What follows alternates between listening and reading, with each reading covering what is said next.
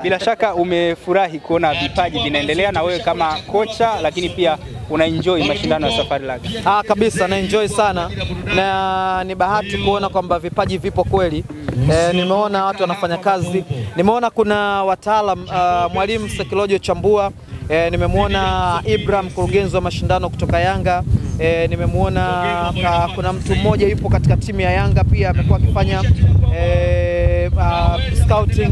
Nimeona watu wengi wamefika kwa ajili ya kushuhudia vipaji. Kwa hiyo imani yangu ni kwamba kila mwenye kipaji kitachujwa, kitapelekwa huko kinakostahili.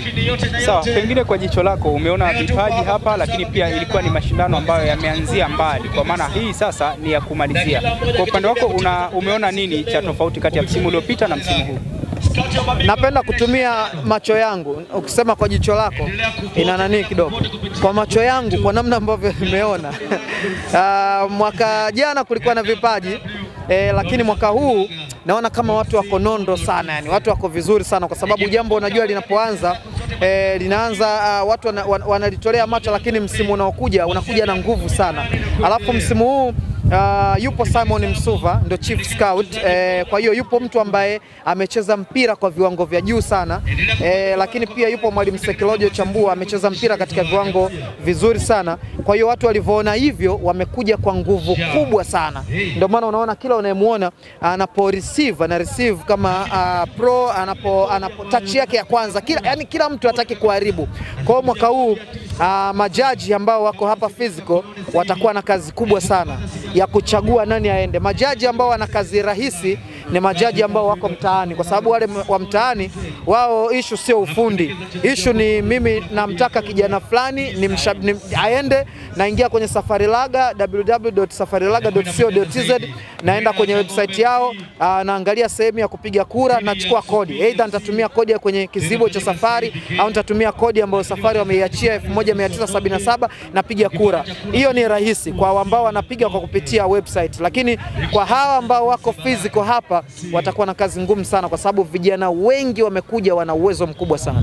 Namna ambavyo unaona na vipaji ambavyo vipo, position gani hasa unaona na wachezaji wengi wazuri? Midfield, eneo la uunganishaji naona lina wachezaji wengi sana wazuri, kwa sababu unajua uunganishaji ni eneo ambalo ni la kimsingi.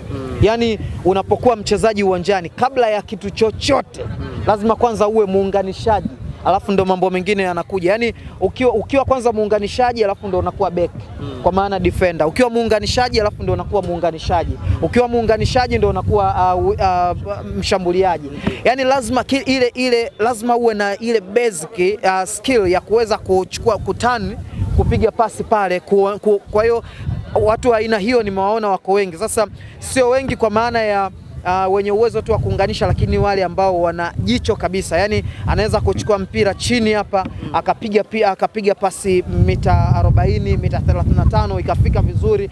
Mtu ambaye touch yake ya kwanza akiugusa mpira, sio auguse mpira hapo atani, hapana, yeye anaugusa mpira unaelekea ambapo yeye anataka kwenda. Vitu ambavyo vinatakiwa sana, na midfielders wengi wa siku hizi wamekuwa mahiri kwenye maeneo hayo. Kwa hiyo watu aina hiyo nimewaona wengi sana, hata wale ambao wamecheza katika eneo la central defenders, lakini walikuwa na quality kubwa sana za midfielding. Kwa hiyo unaweza kumchukua mtu kutoka kwenye kuzuia ukamweka kwenye kiungo pale akafanya vizuri sana wengi. Kwa macho yako yanaona kina Fei, kina Aucho wengi hapa?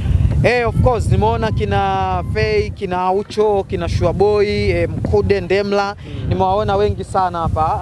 Na nadhani watakapofanikiwa kutoboa wakaingia kwenye Safari Laga Boot Camp, wakaenda kucheza na Yanga, baadaye wakapata timu, wakiongezewa yale mazoezi ya kuongeza uvumilivu na strength, nadhani watapatikana wachezaji wazuri zaidi hapa.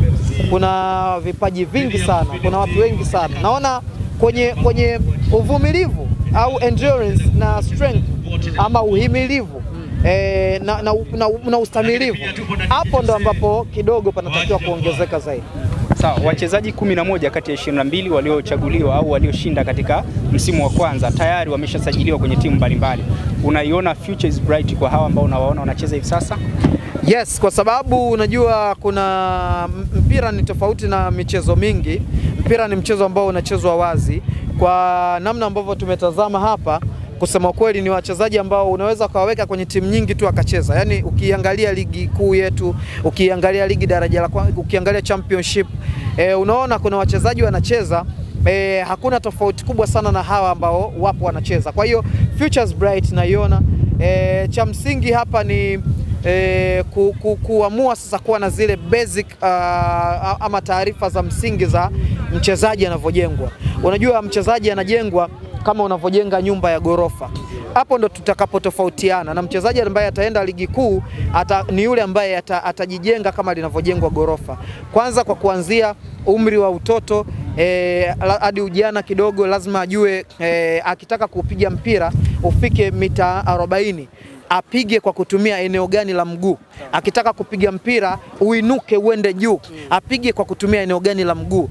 Hiyo ni skills ambayo mtoto anapokuwa pale miaka 7, 14, 15 lazima ajue. Lakini 16 lazima mtoto awe anajua sasa mimi tupa ama turpa, strength yangu ni nini? Mimi kimo changu ni cha kawaida, lakini mimi ubora wangu ukinilinganisha na mtu fulani ni nini? Labda nguvu. Mimi nina nguvu. Lazima ajue. Mtoto lazima ajue kwamba mimi ubora wangu ni kuruka juu. Mimi hapa nilipo naweza nikaruka juu nikanodi mpira. Lazima ajue. Lazima ajue kwamba mimi ubora wangu ni speed. Bwana mimi kwa maana ya acceleration. Mimi naweza nika accelerate faster kushinda mtu yoyote. Lazima ajue. Lazima mtoto ajue kwamba mimi ubora wangu sina speed, siwezi kuruka juu, siwezi sina nguvu, lakini mimi na uwezo wa kupiga. Yani mpira ukikaa vizuri kwenye mguu unakwenda mbali. Lakini baada ya hapo mchezaji lazima ajue kuelekea miaka 18 mpaka 19 mpaka 20 kwamba huu mpira ambao mimi sasa hivi nimepigiwa pasi, kuna wachezaji 21 wengine wana uhitaji uwanjani.